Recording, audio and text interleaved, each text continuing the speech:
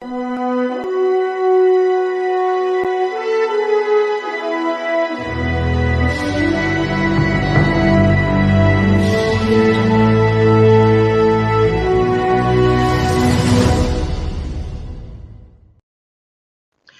good morning, everybody. Happy Thursday. Dr. Laurie Davis here, hosting the Today Show. And Thursday is our very, very special communities, such as our veterans, our Indigenous community, our whatever beautiful community you belong to. So today I'm really honored. I have some female veterans, and today we're going to talk about different things that can happen to women in a male-dominated environment. And I can so relate to that. When I started my career as a professional speaker, it was a male dominated industry. And I challenge everybody, name a male professional speaker that has inspired you. And right away, people can think of lots of different people. But if I say, so who's the most famous female motivational speaker who has inspired you? People struggle to come up with a name. So when I was traveling and on the stage, my counterparts were mostly men. So I can connect to what can happen in a different environment, but in a different industry. But that's what we're going to talk about today. Women in the military. It is my understanding that 6% of the population in our Canadian military are women. Only 6%. That's not very many. So that's what we're going to discuss today when the girls all get here. I just also want to share that next week I'll be traveling and I will not have internet access at all. I'm traveling 1,000 kilometers from my home to go way up north, not to Alaska, but might as well be. And I'll be out of commission for a week. So I'm just going up there to service some clients. We're going to do a retreat, and I'm really, really looking forward to it. But you'll all survive without me. I know. Oh, some people say no, they won't, but they will. You got along with, what's that old song? Got along without you before I met you, gonna get along without you now. All right. And just a little bit about the show. Remember, Monday is self-empowerment, self-care. Tuesday, finance, an amazing co-host, Dr. Ramin Modiri, and we talk about money. Wednesday, wellness. And oh, didn't we have a fabulous guest yesterday, Nancy Wright from Northern San Diego, California. And she talked about all the ways that we can be damaging our body. She's kind of like a food specialist and shared some things about grocery shopping and what sugar does to us and all that. It was terrific. And then Thursday, our very special communities, veterans, the Indigenous community, the disabled community, any community that you're in, we consider a special community. And then on Fridays, we do fun stuff. So tomorrow, I'm really excited. My guest is Georgina Lightning. And Georgina has been in the film industry for 32 years, living part-time in LA and part-time in Edmonton. And she was connected to Texas Walker Ranger or Texas Ranger Walker, whatever, however that goes, and other famous shows that we would recognize. So I can't wait to meet her and to talk to her. So we're going to take a little 30-second break because pretty soon these spots will be filled to the gunnels with advertising sponsors. So if you have a book, if you have a product, if you have a business, if you have an event going on or a cause and you'd like us to share it on the show, remember, we're on the air 5 days a week. Our listenership now or viewership is about 20,000 people per episode because of all the platforms we use, particularly Your Home TV, which was a huge connection for us. And that took us into America big time. So without any further talking, let's just show you where you could, because we always throw ads up 2, 3, 4 times throughout the show. So this could be you. So just imagine taking your business and putting it here. And for the first 4 months, we're just offering like a heck of a deal. And everyone in business could afford it. So here we go.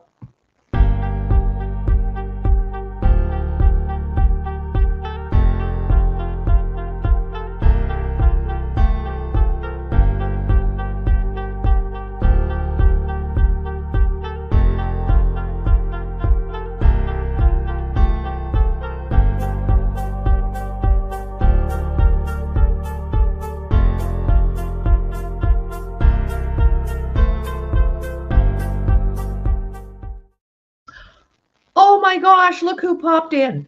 Have I seen these beautiful faces before? Yes, I have. But oh boy, today we're going to really rock and roll it. Welcome to the show, Jill Younghusband and Natalie Forcier. Is that Thank how you you. say your last name, Natalie? Yes, ma'am. Okay. Say oui en français. Oui, Alrighty. Good morning, ladies. How's the weather in Edmonton and Fort Saskatchewan this morning? We have a beautiful day here. it is gorgeous here. Nice and sunny. We just need some more warmth, but the sun is out, so it's all good. Yeah. That's right. Excellent. So, ladies, I would like you to start off just sharing with our guests because today we're featuring veterans, and both Jill and Natalie served and served and served and served and served. And so let's just share with our viewers just a little bit about your career, how long you were in the military, what your job descriptions were, what you've done as a person in the Canadian military. So, Natalie, let's start with you. Oh, thanks, Laurie. Thanks for having me back on. So my name's Natalie Forcier, originally from Northern Saskatchewan. I joined the military at 18 years old in 2002 and served for 14 years. I served out of Winnipeg and Trenton, Ontario, and deployed to Afghanistan in 2008 and 2010, and then had the opportunity, deployed to Libya in 2011, and was medically released in 2016, where I retrained as a massage therapist and subsequently bought a medical clinic that has a veteran-specific program to help veterans navigate healthcare and community resources. Wow. And what did you do in the military? I was a medic. So, okay. Yeah. Wow. Yeah. Boy, that's a long way from home, right? Afghanistan. Yes, it is. Wow. Over to you, Jill. A little history of your career. Good morning, everyone. Yes, I'm Jill Younghusband. I joined the military at 17. I was still in high school. I started off in the reserves as a trucker with 28 Ottawa Service Battalion. So I was running around in the old deuce and a halves as a teenager in Petawawa. And then I transferred over into administration and worked in career management, transferred into the regular force. Worked in career management in Ottawa, did a stint with the United Nations with one service battalion out of Calgary to Namibia in 1989, where we were supporting the free and fair elections in Namibia at that time. And then from Ottawa, I went to Geilenkirchen, Germany, where I worked with the NATO AWACS, the Flying Air Traffic Control Station. I was there in the mid-90s where we were monitoring the no-fly zone over Bosnia as our primary focus at that time. So working with an international crew. And then from Europe, I got posted here to Edmonton with the 1st Battalion, Princess Patricia's Canadian Light Infantry as an administrator. And I worked there for up until 2000 when I was also medically released from the military. From there, I retrained as a musician, as a singer. I took the Grant McEwen music program, the 2-year vocal program here in Edmonton. And from there, I worked at the University of Alberta in music. I also have a background in health and wellness because of my own experience with my health challenges. I've dabbled in a few different modalities, but became a certified health and wellness coach when I found so many benefits of lifestyle changes as I was over the years. Right. Now I'm fully retired, but I got a side gig as a volunteer working with health and wellness and advocacy for veterans. Awesome. Yes. Wow, ladies. Whew. Makes me feel like I haven't really done all that much. I'm thinking, whoa, what? All right. Well, we've all heard rumors and stories and read in the paper and online, and the challenges that women face when they're in a male-dominated environment. So, particularly in serve like the military, the police forces, the firefighters. But when you're a woman and all of a sudden you're in that environment, there are things that can happen. So, just based on your experience, what are some things that either have happened, are happening, just to educate our women out there that you know we need to be aware of these things. So let's just raise the level of awareness today for women who A would like to join the military, or B, what can happen after you get in there. So I know you have lots of information around that. So why don't we start? We can go back and forth. Maybe Natalie, you could share a few things, and then Jill could share a few things, and I'm just going to listen because I haven't been there, so I have no credibility today. And all right, over to you, Natalie. Yeah, I would say one of the biggest challenges that I experienced just as a woman was like you're in a male dominant environment. So a female would typically have to like step up her alphaness just to meet the same level as the men. So that was typically one of the biggest challenges that I found was you had to prove yourself on a greater level than a lot of the men. And so and then once I got out of the military, most of the civilian type work or environments don't expect that from a woman. So it becomes a challenge in itself that you have to Oh kind of yeah. like more feminize and reduce your alpha or your leadership type behavior because it's a lot more frowned upon when you get out of the military. So that was probably one of the biggest challenges I faced. So it would be like over the top in the civilian world, right? Absolutely. Mm-hmm. So Mm-hmm. yeah. Yeah, for sure. Jill, have you got an example of something that can happen as a woman in that male? And by the way, we qualified it in our description of the show, but it's not our intention today to speak poorly of our colleagues or counterparts, um, because, and so I want everybody to understand that this is about education and awareness, and it's not for anyone to take it personally. I just want to qualify that. So over to you, Jill. What can happen? Well, looking back on my experience, you can be, well, I felt like I was under a microscope or a spotlight because, there are very few women. And so there's always this sense of expectation. Mind you, that's with everyone in the military as well, but somehow more so for women because you're held to a different standard. And Mm-hmm. you got to meet universality of service. Mm-hmm. And so both men and women. But yeah, depending on the unit that you're working with. When I showed up at the infantry battalion where I worked, it was a different vibe than working with the Air Force in Germany with an international crew. So I show up, one of the first women in a Reg Force first line field unit, and the reception wasn't the greatest because it's a culture, Mm-hmm. especially with the combat arms. But yeah, you're kind of under a spotlight and a little bit more. You can be singled out Mm-hmm. for maybe sometimes for the better, but sometimes they'll make an example. Okay. But they And go for the vulnerability, for the right. vulnerability, Yeah. and testing your skills and your tenacity. Mm-hmm.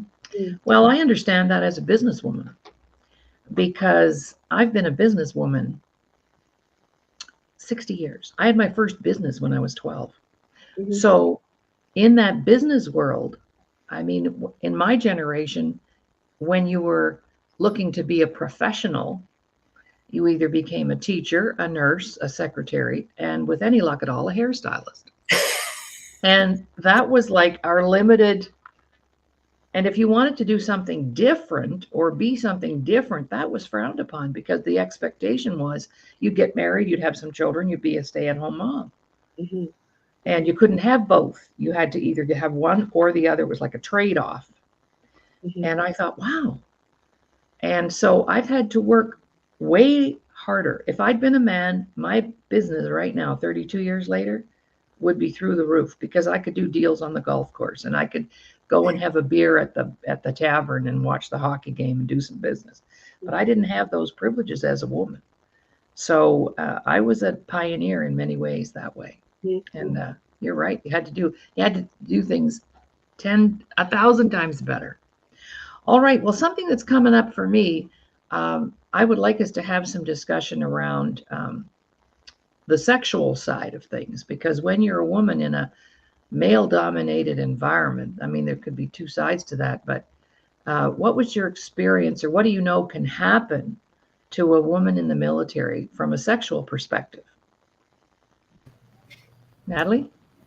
Yeah, so that's I guess a sensitive subject, because I do know there is a bit of, like, when there's only 6% of women in the military and it's male dominant, there's kind of that pack mentality where, like, especially in the combat arms and like your field units and stuff, where like women can be degraded. I've seen that a lot, or they're not respected the same way as a man. They're equal, kind of thing. So it does happen there, and a lot of it is, I guess, more that pack mentality where men just like it's more, they're more comfortable doing it because it's more socially accepted when you've got a bunch of very male dominant people in the ranks. And it's just like when I was overseas, like there was, the men had, naked women posted in their vehicles. And as a woman, it's something that I just had to accept. Otherwise, if you kind of didn't follow along, then they would push you out. So, Mhm. Mhm. Right. yeah. That's a very good example. Jill, what do you know can happen to a woman from the sexual perspective? Well, it's interesting. Um, Depending on where you are and who you're with. I mean, I remember I was a section commander for a basic training program with Service Battalion in Ottawa, and we went to the training area in Petawawa. This is in the 80s. Now, it may not be that way any longer, but we had, I was a master corporal at the time. I was in charge of a section of 12 people with training, etc. And we went down to the training area where there were 5,000 troops for the summer training. And the rule was any women will, if you're a woman here on the camp, you will not walk alone after dark without a male escort because of the threat of assault. And yeah, it can happen. I mean, I remember there was one time where I was walking across the training area just because the women's showers were on the other side of the camp, where there's showers for the men here, there, and everywhere, and laundry points and so on. But I had to walk all the way across the camp just to go have a shower. And as I'm walking through, there's cat calling, and then, guys tearing around in vehicles. And yeah, Mhm. it was a bit of it was kind of like a roadhouse mentality because you're dealing with young soldiers. Mhm. And so you have to know your environment, and you have to be sure that you're in a safe, that Safe. you're safe, Right. especially. And so, um, but it always depends on the environment. The Army is different from the Air Force, but yet there are situations with that environment as well. Dinner functions, Christmas parties, they're always fun. Right. And of course, when there's alcohol involved and things Yeah. go sideways. Anything can And happen. so you have to be really very mindful of your environment and who you're with, and know who you're with. Mhm. Thank you for that. Now, what are your thoughts, or what do you know about promotions and what happens for women in the framework when they really actually have worked and earned to get a promotion And then I'm thinking, somebody with less credentials, less experience, they end up getting the job. I mean, that happens in a lot of environments, but I can imagine in the military that's intensified. What do you know about that? That's totally the situation, I would say. Like, I know some women who, earned their promotion, and then there was those in the background that, would talk negatively about her. Like, she had earned it without, like, earning it on her merit, but earned it because she was sleeping with someone or Right. kind of. So, and I personally knew that person who'd been promoted, and totally believe that they earned it on their own personal merit. But it's just that kind of competition, because like within like the clinic I worked with, everybody that was mass corporal, we were all ranked against each other. And so you're competing against your peers. So every little thing you do becomes something worthy of being promoted if your chain of command believes so. But there would always be like, these are your family and they're your coworkers, but at the same time, you're constantly in the state of competition, because if you want to get promoted, you have to better the next person who is your friend, your coworker, and your fire team buddy. So it creates just this like not animosity, but just a negative energy within the team kind of thing. Right. And it would almost make you feel like you're sorry you got the promotion in the first place. Yeah. Right. It would Yeah. leave you feeling, yeah. Or you earned it, but there are people talking behind your back that would feel differently about it, like they Right. deserved it more than you, kind of thing. Right. Yeah. Jill, what's been your experience around women getting promoted Well, with ease and grace?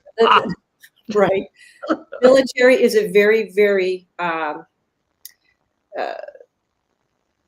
I can think of is critique. You're always being critiqued, always Okay. looking for flaws. And so you're always on stage when you're in the military. And so for me, I was a corporal for life. I was so busy working and with my head nose to the grindstone, getting work done in career management. And it was that workload was so heavy, but I couldn't put my hand up and say, can we hire a temporary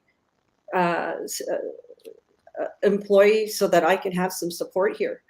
But no, I wouldn't ask for help. No, my goodness. And so I had my nose to the grindstone, and when the evaluations came up, I was always a little bit at the bottom of the list, and I just went, okay, carry on. I'll just keep doing my job. But yeah, you see people getting promoted around you and sometimes it is questionable when people get promoted, depending on what they were doing, and who they chummed up with. Wow. That does happen too. It's both. Wow. Thank you, ladies. Well, this beautiful woman just joined us, Amy. Thank you, Amy. And Natalie, would you like to introduce Amy to our viewers? Absolutely. Amy is a fellow veteran that is out of Ontario, and me and her tend to do the same thing with helping veterans navigate Veterans Affairs and the medical system. And she is an impressive woman that I look up to, and I've learned so much in such a short time. I just thought she would be one of the greatest women to have on this platform for this discussion. Yeah. Thank you so much. Good morning, Amy. And where are you coming in from? I'm coming in from London, Ontario. Thank you, Natalie. I think it's an honor as well to work with her. I think we just overlapped in a lot of different areas. So it's always a pleasure to see women, in a community that support each other and are supportive on the same mission, and that is to make the community as a whole better. So thank you for the invitation. Oh, you're welcome. We were just having a discussion, and maybe we'll go to you for your input. The first, maybe you just share a little bit with us about your role in the military, how long you were there, and what did you do while you were there? I joined in 1999 as a reservist in St. John's, Newfoundland with 56 Field Engineer Squadron. I did a component transfer in 2002 as a meteorologist. And then from there, I served in Bagville, Valcartier, Gagetown, Winnipeg, and then North Bay. I did overseas deployment. I set up the airport for NATO in Kabul, so a little bit of a different deployment than most. I wasn't posted with Canadians, so a lot of diverse background. And being an Anglophone from Newfoundland, posted into a Quebec unit in Bagville, and then 5 Route, which is, artillery unit. I think I was the first female posted for the meteorology perspective, but then being an Anglophone as well had its complications at times. Mm-hmm. Yes. I'm broadcasting to you from Alberta. That's where I reside now, but I'm from Nova Scotia and I spent most of my years there. So nice to see you and hear you. The girls were talking about, the ladies, not girls, the ladies were talking about I posed a couple of questions. So shall we take a few minutes and get Amy's perspective on this? I think it would be very valuable. So the first question was, what are some things that can happen to a woman in a male-dominated environment such as the military? So can you share a couple of things that can happen in that environment to a woman? I think because I joined at such a young age, I was 16 when I entered.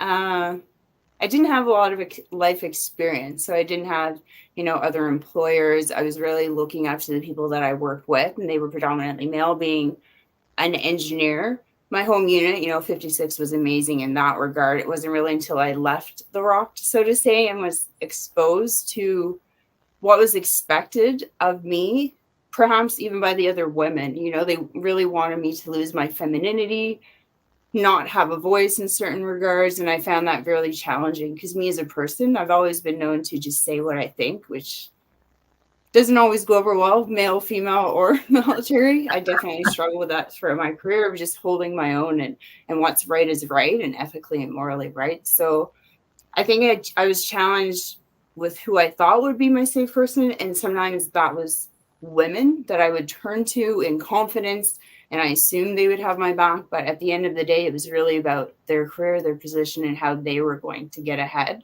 I didn't have that collective support. So I tended to more be with male coworkers.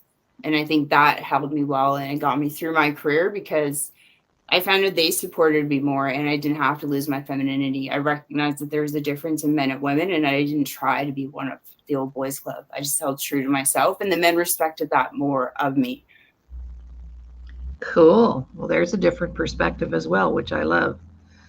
Also, we discussed, the sexual side of things, what can happen to a woman in that environment from a sexual perspective. What would be your thoughts on that? Always a difficult topic.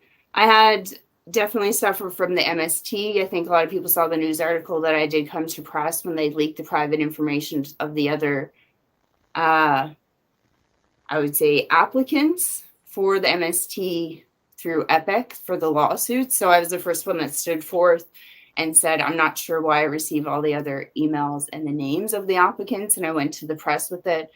And because it's such a vulnerable community, again, no one really stood with me. Nobody wants to speak of it. And that's male and women. My own personal experience is I was extremely young, didn't really know right from wrong. I didn't have any exposure in any aspect of my own sexuality. So being thrown into that environment was extremely eye-opening of what I should or shouldn't do. I had no awareness, zero. I look at my own children at that age and I'm like, wow, what exactly did you expose yourself to?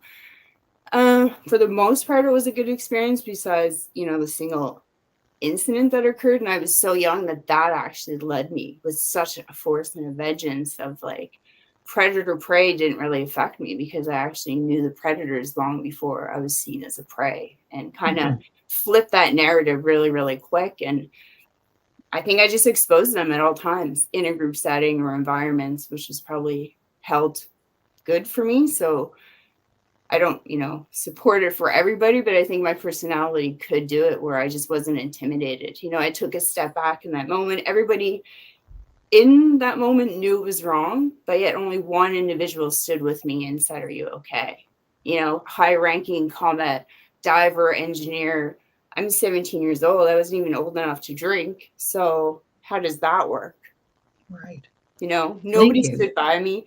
Nobody asked if I was okay. One person came to my side afterward. I still had to continue to work in that environment and do what was expected of me, and who was I going to report it to? They all knew about it.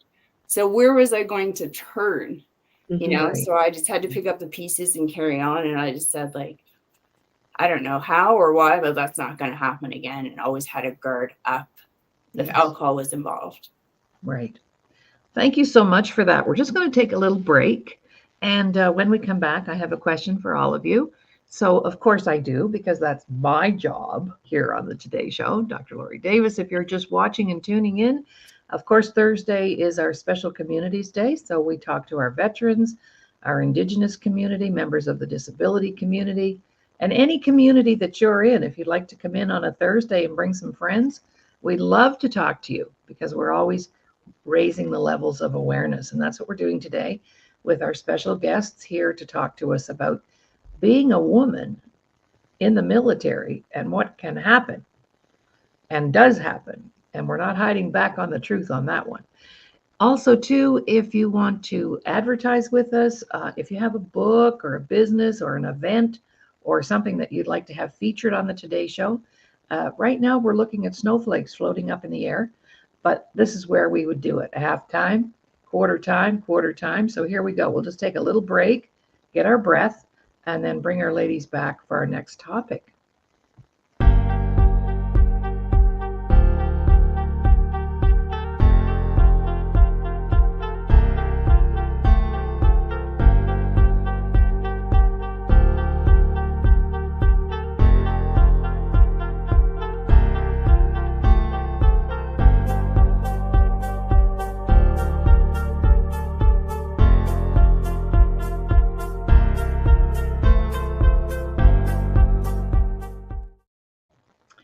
Welcome back, everyone. Oh, there we go, Amy. That looks better. We couldn't see all of your beautiful face.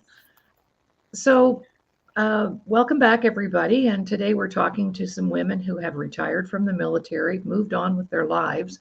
But I would like to ask a question.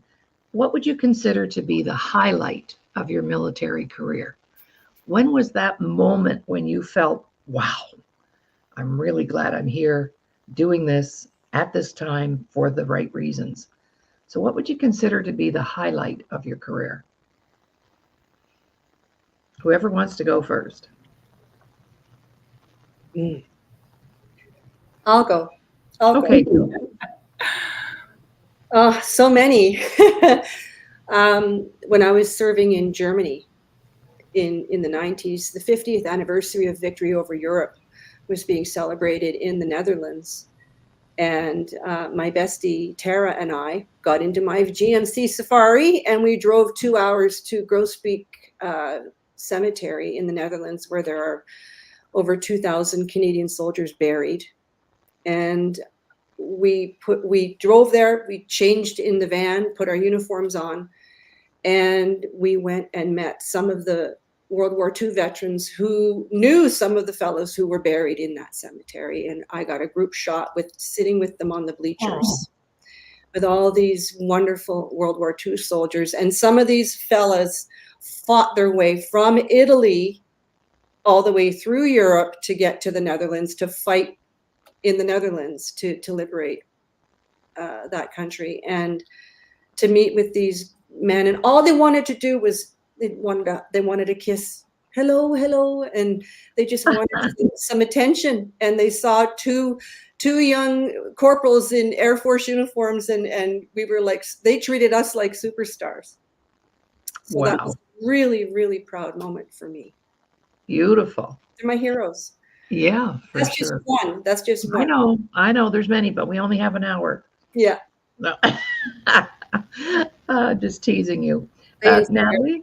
I would say for me, like there's many, same thing as Jill, but for me, my deployments overseas and the impact that we had as a Canadian contingent, being able to support the country, and like while I was living out of Kandahar City, we would bring like NGOs, and we'd go to these communities and build schools or build water sources, and seeing those like tiny impacts that were probably they felt small to us but were like huge for these communities that didn't have water or ways of creating an income.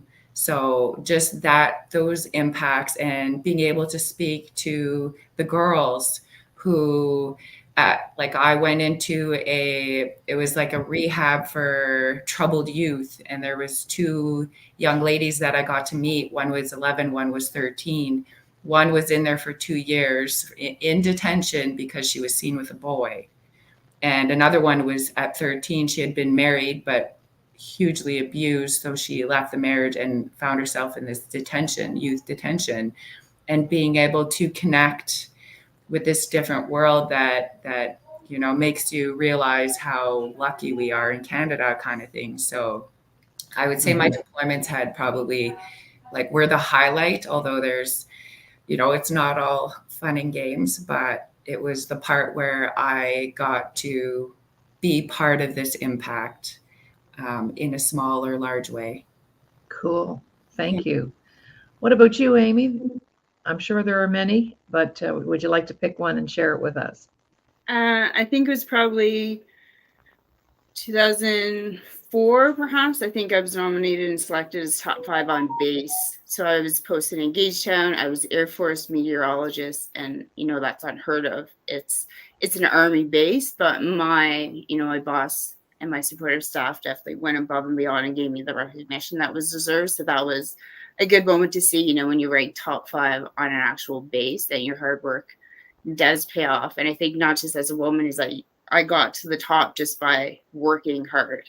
Like there is no other things that you can accumulate that or, break it down to it other than my hard work was recognized. And I had a good team behind me that recognized that. Because then it was kind of like, who is she?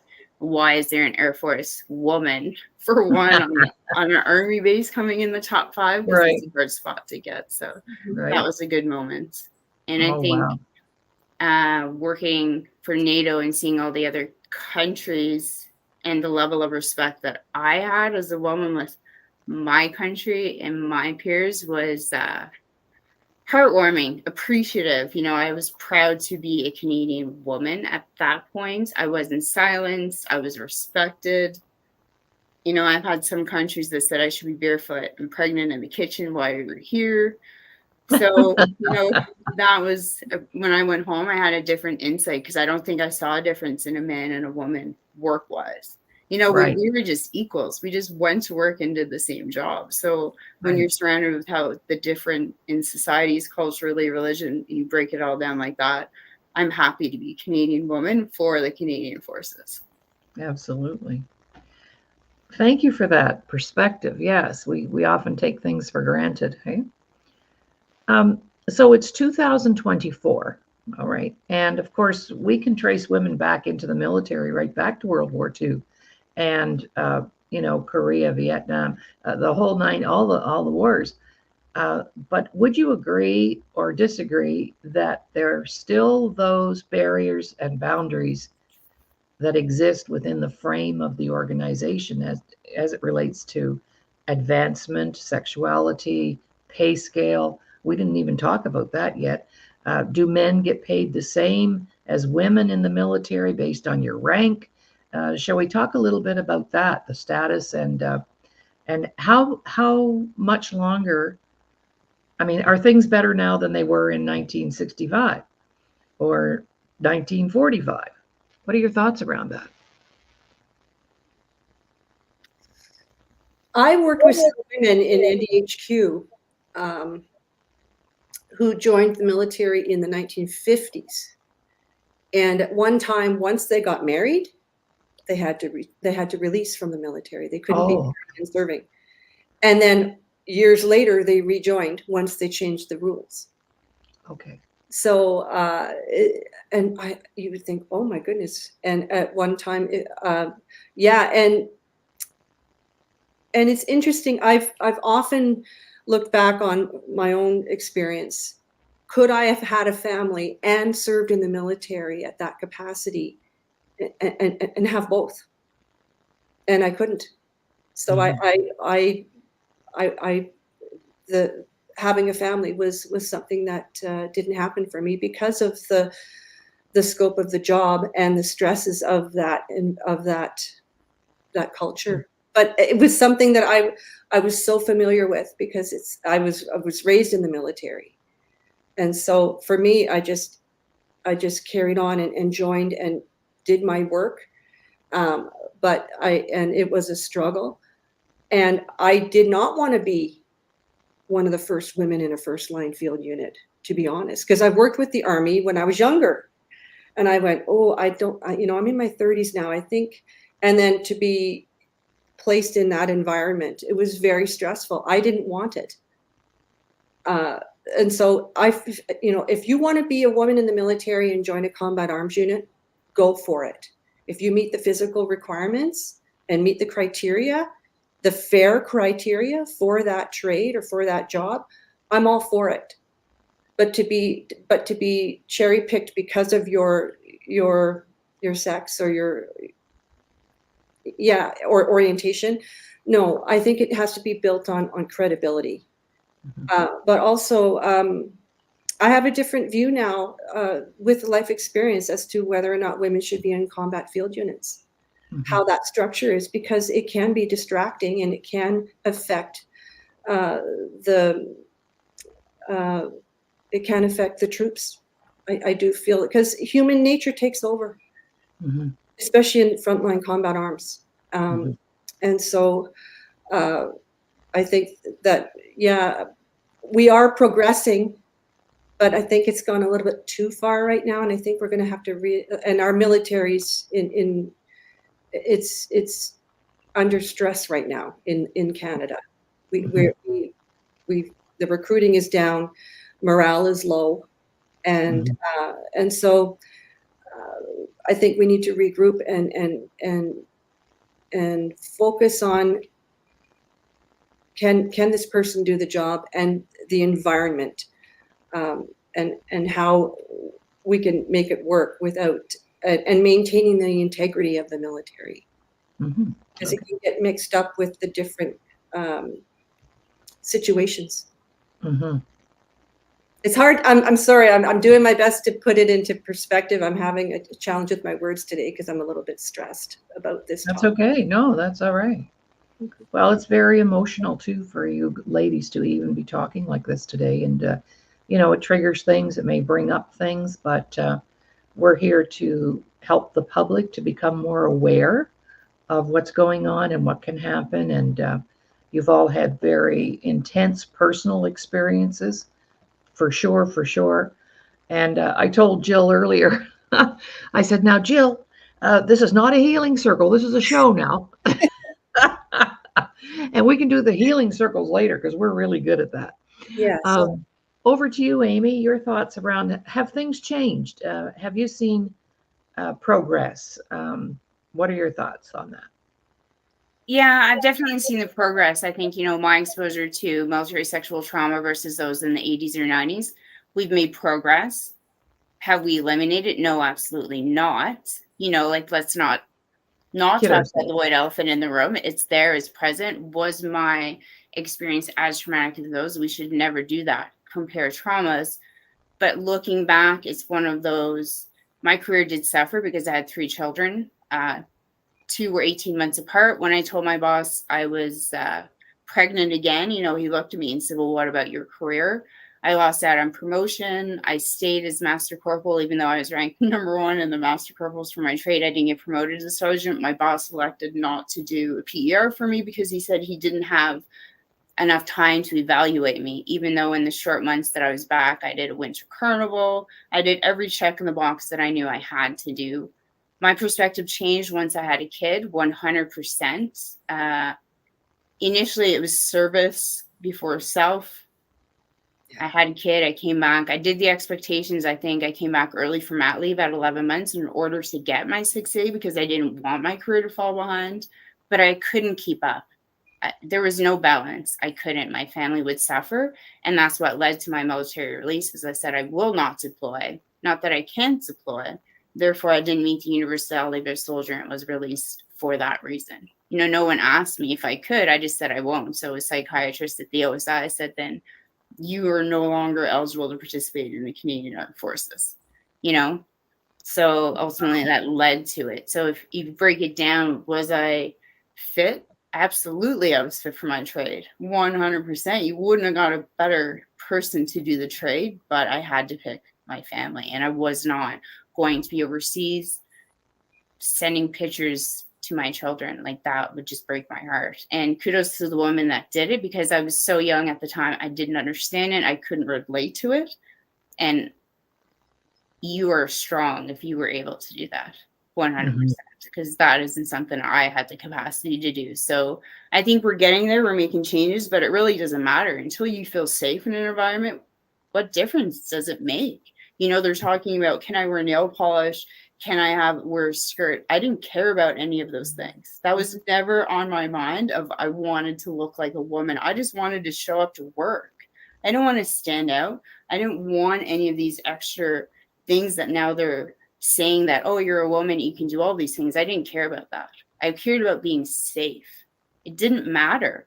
So it's really misguiding when you say we're making all these changes. We're making changes. That's great. But what are we doing about safety? If I can't work in a safe manner, but I can wear a skirt and have nail polish and look like a woman, I'm not really sure where we're going with that. Like, it seems like distraction and a propaganda. Like, the pendulum swung so far to the right that for predator prey, does that make it easier now? Like, yeah, I can't grasp that. You know, when I heard it at the Women's Summit, I had to really stop and pause and say, I don't know why you're proud that you can wear nail polish. What does that change about how you do your job?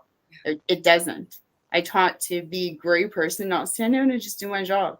And that's male or woman. So now that we're trying to have identities and break it down, that doesn't make a soldier any better.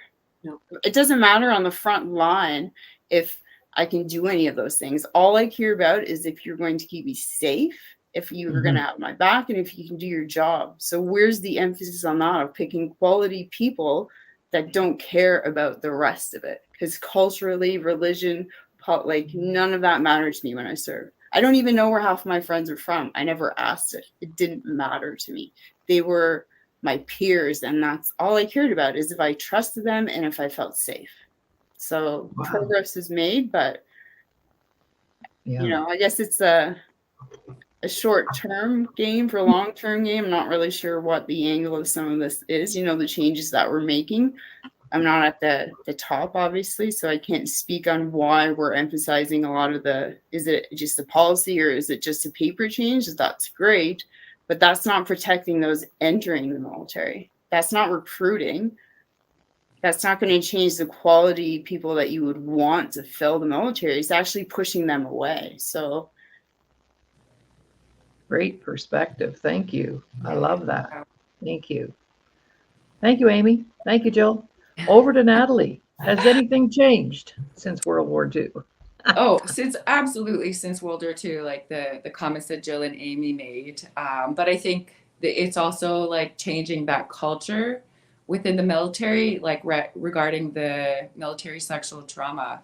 I know when the lawsuit had come out, I had a friend who was a reservist, and we were putting together kind of like an information session so that women could come and understand about the lawsuit and the essence of it, and to be comfortable to identify that they had experienced military sexual trauma. And when she brought that to her unit, they kind of all laughed at her and were like, women aren't getting raped all the time. And the lawsuit wasn't like, rape was part of that lawsuit, but it wasn't the whole concept of it. Like, the struggles that women have because of their gender was a part of the lawsuit. So in the military, if you identified a sexual trauma and brought that to your chain of command, a lot of times it was just dealt with within that chain of command and not dealt with properly.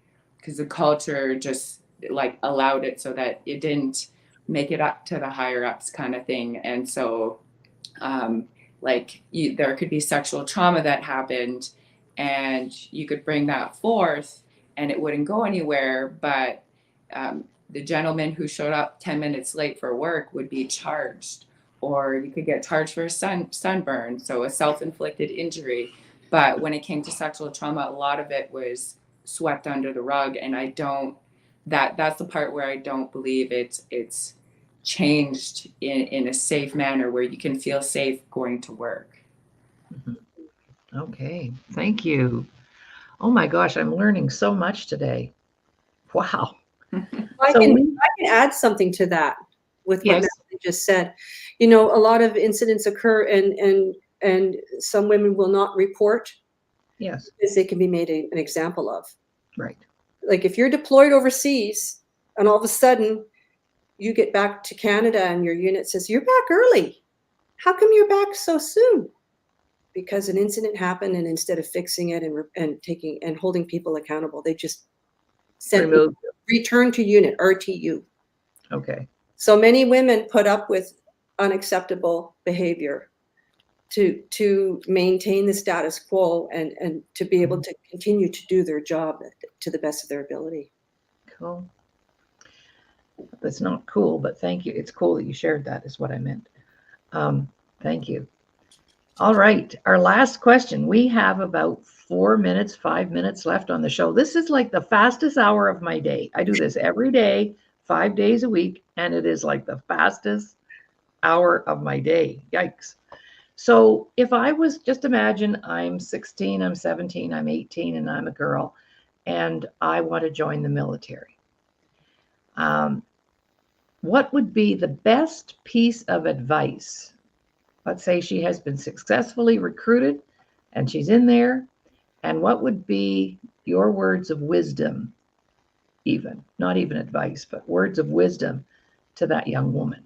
And that's how we'll end our show today.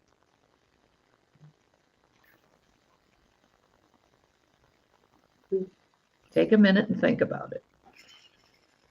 I think that's a tough one. I think you have to ask if we would recommend any woman to join the forces at that age. Well, so also I have to ration with that of, would I? Or even that aspect, Amy, even that, if somebody said, what I'm thinking about it, what are your thoughts around that? Either or is fine.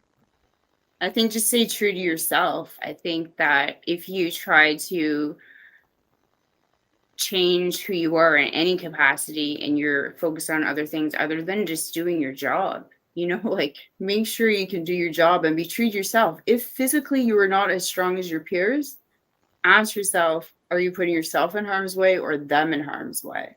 So be honest and truthful to that. Those things you can accommodate too. You go to the gym or, work around that parameter, but be honest with yourself. And if you're struggling in the physical capacity, see if that's the right fit for you and academically as well. Just make sure you can do your job. That's all I ask of anybody. And how many people are unable to do their job and then they compensate it in other areas, that's where they fall short. And that will probably get them ahead in some ways. And other ways it will, turn around and they're ending up being a leader without the skill capacity to do so, which is risky for all troops. Wow. Thank you. Jill, what would be your words of wisdom? Well, I would ask the person, what are your intentions? Do you have a career plan? Do you want to go in as a private, or do you want to go through education? Because there's education programs, because I know about that. But do you have a career plan? I didn't. I wish I had. I just wanted a paycheck, and it was a familiar environment, and I loved the camaraderie of the people I worked with. I mean, I had some great experiences, and I got to travel the world. And yet I got posted from Europe to Edmonton, and then I said, okay, what do I want to do when I grow up? And I was in my mid-30s, and I was not well, and I didn't know what I was going to do. And I'd already had 17 years of seeing the world, working with real world operations, international crews, et cetera, and all of a sudden, bloop, I had no idea what I was going to do. And so have a plan. Professional development. Do you want to have a family? If you want to have a family as a woman in the military, you got to plan it. And you need support. You need support as a woman in the military if you want to have kids. And most of the time, it's a service couple because we end up marrying soldiers. So be prepared to have double deployments. And then you've got kids. So there's so many things to consider. And so, yeah, it's a very important, so yeah, have a plan. What are your intentions? Where do you see yourself in 20 years? Good advice. Natalie, what would you say? I was just like reminiscing or like looking at how what things I would have told my 17, 18-year-old self. But I didn't have a plan. I didn't really know what I was getting into, but what it gave me was like strength, resiliency, and it like I grew up in such a small town that the worldliness of what I was experiencing was not something I expected.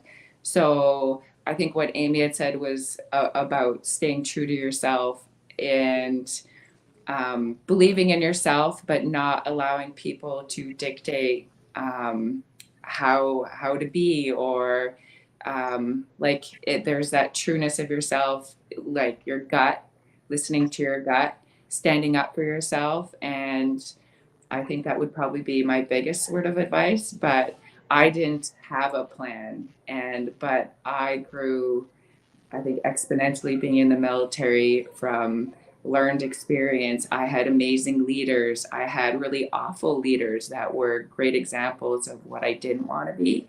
So being fluid in some aspects, but ultimately being true to yourself and in understanding your capabilities and where you need to grow or where it would be detrimental to you or your life. Wow. Beautiful. Ladies, I'm so grateful for your time. And I know we're all busy. So thank you from the bottom of my heart for that. Right now, we're streaming live on my Facebook page, Laurie Davis. So you can go in there and view the show. We're also streaming live on YouTube. I have 2 channels on YouTube, so we're streaming live there. We're also in collaboration with Your Home TV, which takes our show to the United States. We have many, many platforms. Probably about 20,000 people will see this show.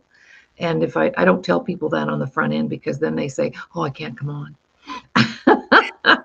But I really appreciate all of your input and your information. And so we'll be back tomorrow, same time, same station, with the beautiful Georgina Lightning, Indigenous filmmaker for the past 32 years, has done some tremendous work. And we're going to be talking with her tomorrow. So tune in. And the only thing we ask is for you to share the show. And you'll also be receiving a little gift from the Disability Channel, an electronic gift sent out to you. So if you get an email from Kathy Bell, and if you've been on the show before, you probably already received your gift. So some people are so fascinating. I want to have them back and have them back and have them back. That's just all there is. And Jill and I actually, on Monday, she did a great job. On Monday's show, Jill interviewed me for a little switcheroo. And no pressure. No pressure. And you were amazing.